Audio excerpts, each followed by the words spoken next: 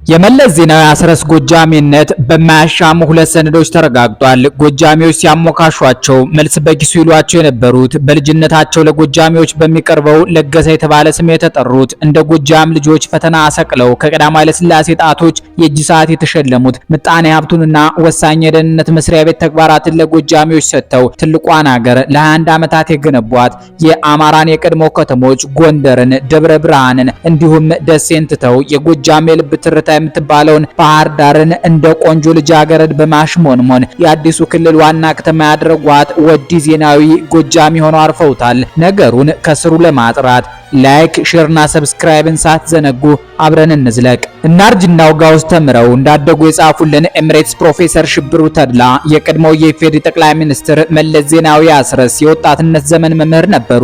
ቀለሜውን ያድዋ ልጅ 4 ኪሎ ሳይንስ ፋኩልቲ እንዳስተማሩት በዝነኛው ከጉሬዛ ማርያም እስከ አዲስ አበባ መጽሐፋቸው ላይ ጠቅሰዋል። ኤምሬትስ ፕሮፌሰር ሽብሩ ተድላ በዚሁ መጽሐፍ ላይ ስለ መለስ ሲጠቅሱ ከተማሪዎቹ ሁሉ ከፍተኛ የመንግስት ስልጣን የጨበጠ መለስ ዜናዊ ነበር የሚል አገላለጽ ተጠቅመዋል። ሽብሩ በዚህ ትረካ ይቀጥሉና የትግራይ ብሔርተኝነት ቁንጮ ተደርገው የሚቆጠሩትን መለስ ዜናዊ አስረስ ተሰማ ጎበና የተባሉ ሰው የጎጃም ዘር ያለባቸው ከፊል አማራ ያደርጓቸዋል። እዚህ እንደማጣቀሻ የሚያነሱት አቶ ተረፊ አስረስ የሚባሉ የመለስ ዜናዊ አጎት ሸራተን አዲስ ውስጥ አግኝቷቸው ነገሩኝ ያሉትን ሀቅ ነው። የመለስ ዜናዊ አባት የዜናዊ አስረስ ወንድም ተረፊ አስረስ እንደሚተርኩት ከሆነ በአንድ ወቅት ጎጃም ውስጥ የነበሩት የራስ መንገሻ ስዩም አጃቢዎች ትግራይ ሄደው የትግራይ ሴቶች አግብተው ቤት መስርተው ንብረት አፍርተው ሲኖሩ ፊታውራሪ ተሰማ ደጃች አስረስን ወለዱ። ደጃች አስረስ ዜናዊ አስረስን ወለዱ። ዜናዊ አስረስ ደግሞ የቀድሞውን ለገሰ የኋላውን መለስ ዜናዊን ወለዱ የተባለው እውነት ከሆነ መለስ ዜናዊ አስረስ በአባታቸው በኩል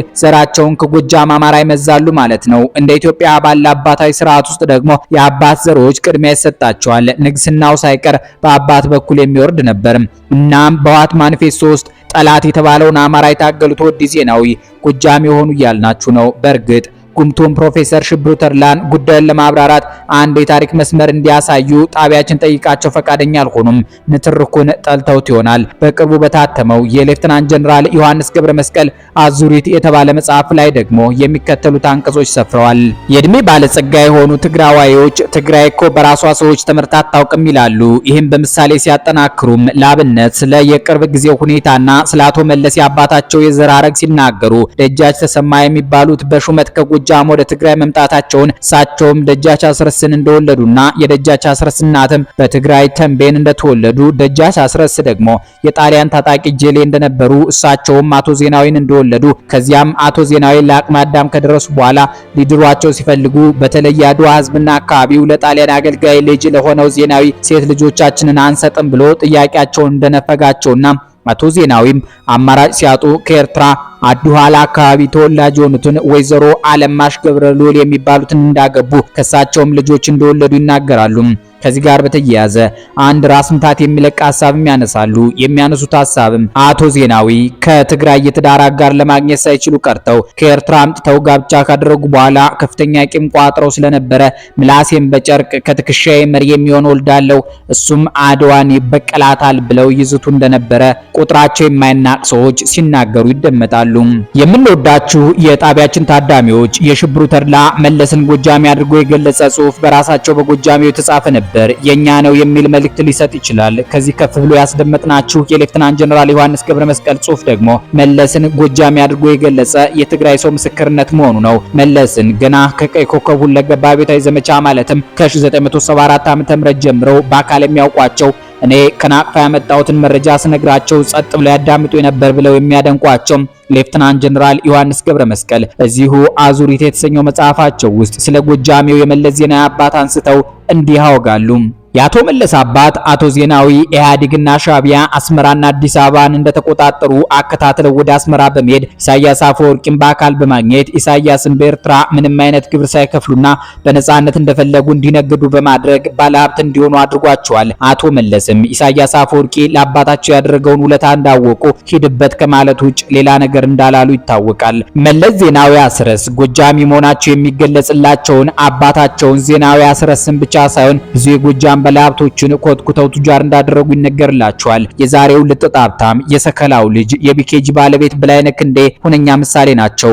አንድ የአማራ ብሔርተኝነት የሚመስጠው ወጣት ደግሞ የጎጃም ገጠሮች በበቂ ሁኔታ ትምህርት ቤት የተገነባላቸው በመለስ ዜናዊ አስረስ የመሪነት ጊዜ ነው ይላል። በእርግጥም መለስ በጎጃም የጤፍ ማሳ ተገኝተው ጋቢ የሚደረብላቸው ተወዳጅ መሪ ነበሩ።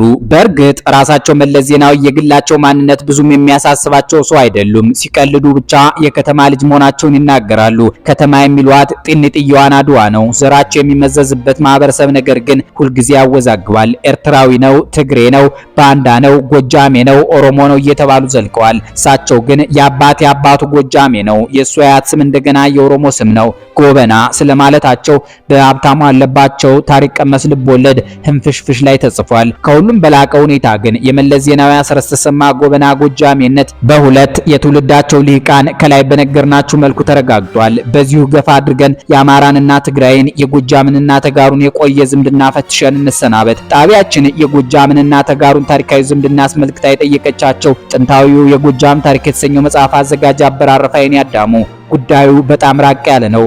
ሆኖም ዶሪ በኋላ እንደርታ የተባለው የእንደርታ ህዝብ አባትና የጎጃም ህዝብ አባት የሆነው ጎዜ ወይም ጎዛ ወንድማማች ናቸው ብለውናል። ጎጃም የሚለው ቃል መነሻውን ያገኘበት ጎዜ ወይም ጎዛ የነ ጎዛምን የነ ንጉስ ማቻከል የነ ቢቡኝ የነ አንበር ቅድማያት ስለመሆኑም ጸሐፊው ገልጸዋል። የጎጃሙ መስፍን ደጃች ጎሹ ልጅ ዶሪ የሚል ስያሜ ነበረው። የዚህ ስም መነሻም ከትግራይ የፈለቀ ስለመሆኑ ተመራማሪው ይናገራሉ። እሳቸው ቃል በቃል እንደጻፉት ዶሪ የሚለው ስም የኦሮሞ ስም ይመስላል፣ ነገር ግን አይደለም። የአንድ ቀን ያዋቂ ትግሬ መጠሪያ ስም ነው። ይህ በእንዲህ እንዳለ የሸበል በረንቷ የአፄ ልብነ ድንግል እናት የናኦድ ሞገሳ ወንድምም ዶሪ እንደሚባል አልባሬስ ጽፏል። በዚህ ጊዜ ኦሮሞ በአካባቢውም አልነበረም። በደስታ ተክለወልድ ትርጉም ዶሪ ማለት ወርቃ ወርቅማ ማለት እንደሆነ ገጽ 383 ላይ ተተርጉሟል። ኪናኖርድ ክፍሌ ደግሞ በቀጥታ ዶሪን ባይተረጉሙትም ዶር የሚለውን ቃል ገጽ 360 ላይ ጥሩ ወርቅ ደዊር ዶረ ደዊረ ሲሉ ተርጉመውታል። በተመሳሳይ ደስታ ተክለወልድም ዶር የሚለውን ቃል ጥሩ ወርቅ ብለው ተርጉመውታል። አንድ ጎጃሜ ለጣቢያችን እንደነገሯት የዛሬዋ መቀሌ ከተማ ያለችበትን ቦታ ከበው የሚኖሩት እንደርታዎች ዝምድናቸው ከጎጃም ጋር መሆኑን ያምኑበታል። ሌላው ደግሞ ከቀዳማዊ አፄ ምኒልክ ጀምሮ የሃይማኖት መሰረት የነበሩት ትግራይና ጎጃም እንደነበሩ እስከ ክርስትና አራተኛው ክፍለ ዘመን የነበረው ታሪክ ያረጋግጥልናል። የሆነ ሆኖ ባለፉት በርካታ መቶ ዓመታት እነዚህ ዘመዳም ህዝቦች ሲዋጉ ኖረዋል። አንዳንድ ልሂቃን የሰሜን ኢትዮጵያውን ጦርነት በአማራና ትግራይ ህዝብ ታሪክ ውስጥ የመጀመሪያ አስመስለው ቢያቀርቡትም እውነታው እንዲህ አይደለም። ለአብነት ያህል ዘመነ መሳፍንትን አደባይተው የንጉሠ ነገሥትነት ዙፋን ላይ የተገኙት ዳግማዊ አፄ ቴዎድሮስ አልገብርም ባዩ በዝቶባቸው ነበር። ያኔ ጎጃም፣ ሸዋና ወሎ አንዳንድ ፈረንጆችና ወሬ ነፊ ወይም ፕሮፓጋንዲስት ኢትዮጵያውያን የኮሶ ሻጯ ልጅ ለሚሏቸው የኢትዮጵያ ንጉሥ አልቀመሳሉ ከጎንደር እየተነሱ በሸዋ በወሎ እንዲሁም በጎጃም የሚያስገብር ውጊያ ለሚያደርጉት መይሳው ካሳ ትግራይ በይቆየ ተተወ ነበር። አቻምየለ ታምሩ የወልቃይት ጉዳይ በሚሰይ መጽሐፋቸው ላይ እንደጠቀሱት የተከዜ ማዶ መንግስት ማለትም የትግራይ መሪዎች ቴዎድሮስ ተከዜን ከተሻገረ ይሞታል፣ የመንግስቱን ፍጻሜ ይሆናል የሚል ማስፈራሪያ ያስወሩ ነበር። ይሄንንም በዘመናቸው ግጥምና ዜማ አዋህደው የአባይን ውሃ በቅል ይጠጡታል፣ የተከዜን ውሃ ለምን ይፈሩታል እያሉ እስከ መቀኘት ደርሰዋል። እነሱ አፄ ቴዎድሮስ ጎጃምና ሸዋን ለማስገበር እንደዋዛ አባይን እየተሻገሩ ትግራይን ለማስገበር ግን ፈሩ ማለታቸው ነው። ንጉሱ ግን ደረስጌ ማርያም ላይ በአቡነ ሰላማ ንግስናን በተቀቡ በ5 ዓመታቸው የተከዜን ወንዝ ተሻገሩ። ከውሃው ጠጥተው ሸንከር መድኃኔዓለምና ማህበረ ስላሴ ገዳም ከተማሩት ቅኔ ጠቅሰው ተከዜን ሲሻገር ይሞታል እያሉ መጽሐፉ ታጠበ። የአባይ ጠንቋይ ሁሉ ወርኢን ስንደግመው እንግዲህ ምን ይሉ እያሉ አላገጡ። ወርኢ በማዕከላዊ ትግራይ የሚገኝ ወንዝ መሆኑን ልብ ይሏል። የመለስ ዜናዊ አስረስ ተሰማ ጎበናን ጎጃሜነትና የአማሮ ትግሬን የቆየ ታሪክ ከፈተሽንበት ዝግጅት ተጠናቋል።